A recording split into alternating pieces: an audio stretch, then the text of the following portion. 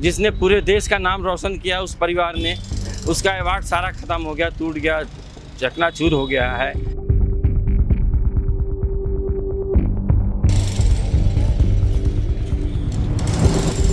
ये पूर्व ओलंपियन मोहम्मद शाहिद का घर है, जिस पर बुलडोजर चल रहा है, क्योंकि इस इलाके में सड़क चौड़ीकरण का काम किया जाना है, जिसके चलते कुछ घरों को मुआवजे के साथ तोड़ा जा रहा है। तोड़े जाने वाले घरों में मोहम्मद शाहिद का भी घर था। वही हॉकी प्लेयर मोहम्मद शाहिद, जिनके लिए एक अंग्रेजी फ्रेज बेहद मशहूर है, the holiest city of the Hindus gave rise to the Mohammed of Indian hockey. हिंदुओं की सबसे पवित्र नगरी ने भारतीय हॉकी के मोहम्मद को जन्म दिया। सबसे पवित्र नगरी यानी वाराणसी और भारतीय हॉकी के मोहम्मद यानी पद्मश्री मोहम्मद शाहिद। उनका घर उत्तर प्रदेश के वाराणसी जिले में था। घर में कई लोग रहते थे। सरकार की बुलडोजर कार्रवाई होने लगी तो लोगों ने रोकने की कोशिश की। आसपास के लोग भी विरोध में प्रशासनिक अधिकारियों से बहस करते दिखे, मगर तोड़फोड़ का काम फिर भी किया गया। इंडिया टुडे से जुड़े पत्रकार रोशन जायसवाल की रिपोर्ट के मुताबिक वाराणसी में पुलिस लाइन से कचहरी तक कुल 13 मकानों को बुलडोजर लगाकर तोड़ा गया है। ये तोड़फोड़ कचहरी से संदहा सड़क को चौड़ा करने की कवायद में की गई। इन मकानों में पूर्व ओलंपियन और पद्मश्री हॉकी प्लेयर मरहूम मोहम्मद शाहिद का घर भी शामिल था। शाहिद के परिजन ने पुलिस और प्रशासन के सामने इस कार्रवाई का विरोध किया, कार्रवाई रोकने की मांग की, लेकिन फिर भी बुलडोजर चला दिया गया। प्रशासन का कहना है कि मकान में रहने वाले 9 सदस्यों में से 6 ने मुआवजा ले लिया था, जबकि बाकी लोग वक्त मांग रहे थे। इसी तरह मोहलत मांगने का एक वीडियो सोशल मीडिया पर भी तेजी से शेयर हो रहा है। वीडियो में एक बुजुर्ग व्यक्ति पुलिस वाले से कह रहे हैं, मिश्रा जी, मैं आपके पैर पकड़ रहा हूं, बस आज की मोहलत दे दीजिए, कल हटा लेंगे।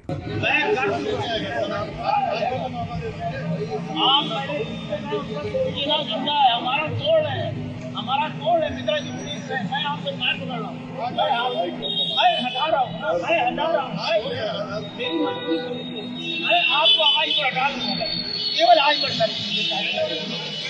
मैं हटवा दूंगा, मैं समर्थन में था।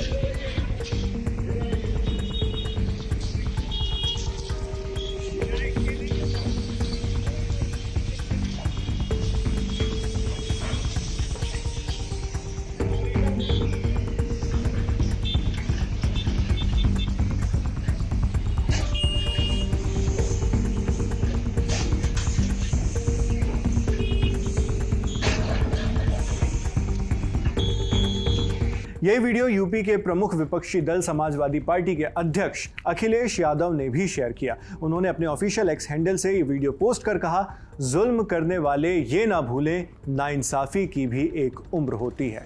ऐसे ही कुछ इल्ज़ाम शाहिद की भाभी नाजनीन के भी हैं। नाजनीन ने बताया कि वो इस घर को छोड़ना नहीं चाहते, इसलिए उन्होंने कोई मुआवजा नहीं लिया है। उनके पास दूसरा कोई मकान भी नहीं, ऐसे में वो सब बेघर हो जाएंगे। भाई अभी हम लोग मुआवजा हम लोग को लिए ही नहीं है।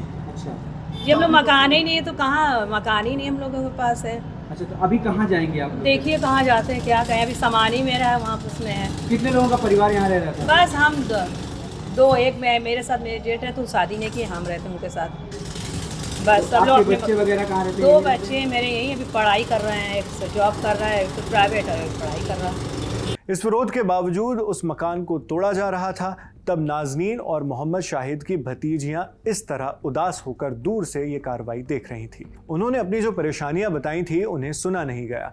एक परेशानी शाहिद के मामा के बेटे मुश्ताक ने भी बताया कि उनके घर एक शादी होनी है, ऐसे में उन्हें ऐसी स्थिति में ला दिया गया। मुश्ताक ने आरोप लगाया कि ये सिर्फ प्रशासनिक गुंडई है।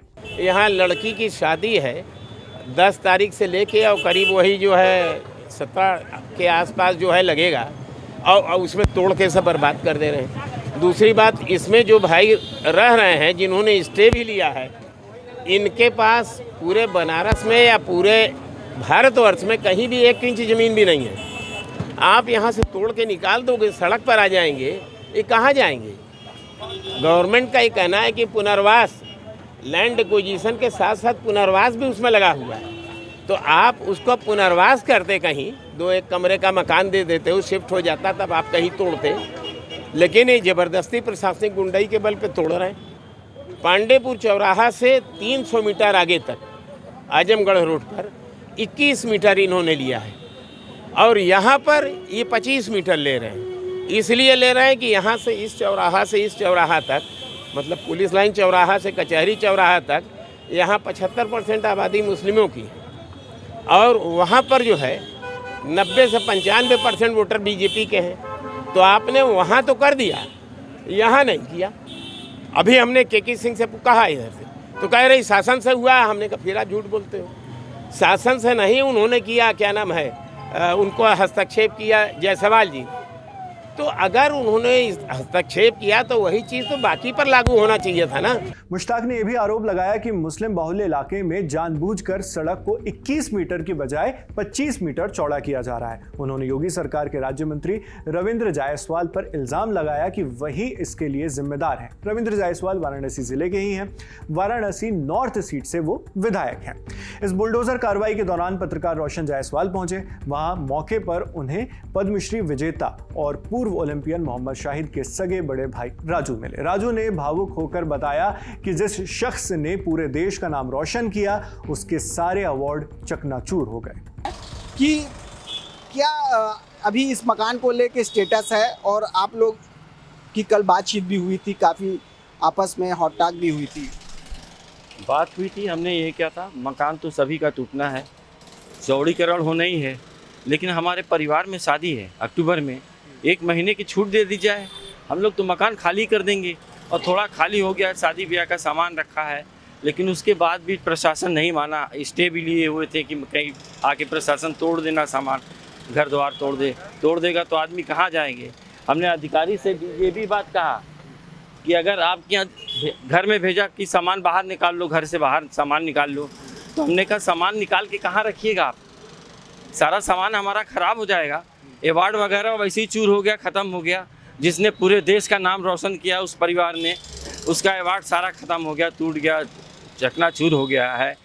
और आप कह रहे हैं कि सामान बाहर रख दो। आप भी पारिवारिक आदमी हैं, अगर पारिवारिक आदमी हैं तो जगह दे दीजिए अपने के यहाँ, हम सामान वहाँ ले जाएं।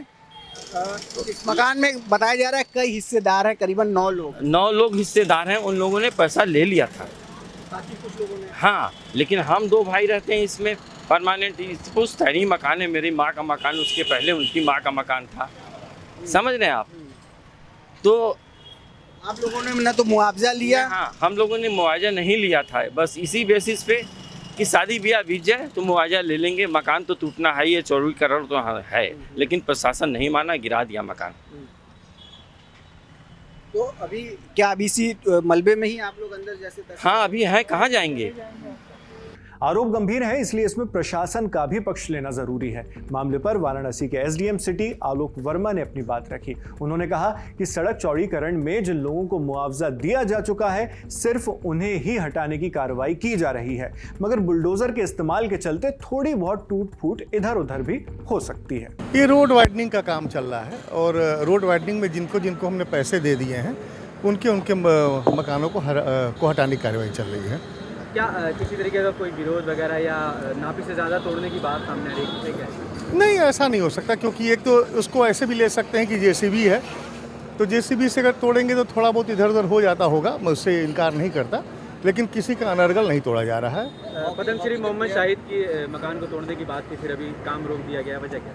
ये काम नहीं रोका गया है। उनके मकान में 9 शेयरर थे, 6 लोगों ने पैसा ले लिया है, 2 और 3 लोगों का स्टे है, तो उनका स्टे वाला पोर्शन छोड़ दिया गया है, बाकी 6 लोगों का तोड़ा गया है।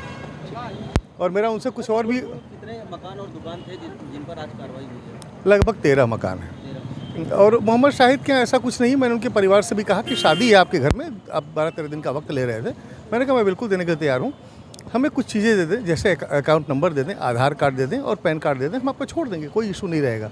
उन्होंने वो भी नहीं लिया। तो एसडीएम का कहना है कि 3 लोगों के पास स्टे ऑर्डर था, इसलिए उनके हिस्से को छोड़ दिया गया है, जबकि परिजन के आरोप और दावे कुछ और तस्वीर बयां करते हैं। भारत के लिए ओलंपिक्स में खेलने वाले और पद्मश्री सम्मान से नवाजे गए पूर्व हॉकी प्लेयर मोहम्मद शाहिद अब इस दुनिया में नहीं है, लेकिन उनका घर टूटने से उनके जानने मानने वालों, उनके करीबियों में दुख साफ नजर आ रहा है। इस पूरी खबर को अब आपने भी जान सुन लिया है।